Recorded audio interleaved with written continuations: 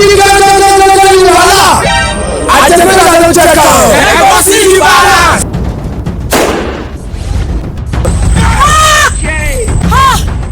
Adifala.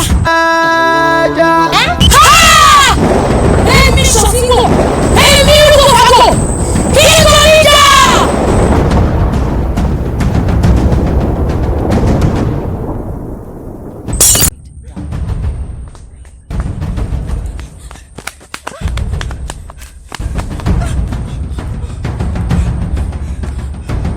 Wow, what is the concussion cafe? We that jump on you one-on-one.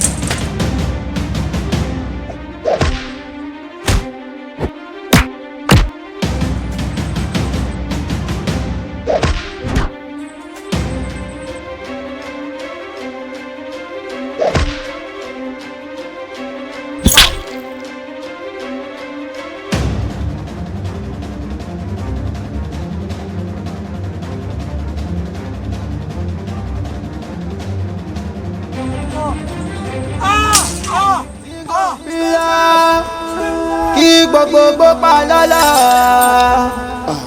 kìnìún nù gbó dákẹ́ ẹyẹ nù gbó dákẹ́ màmá mi lọ kìnìún nù gbó jùmọ̀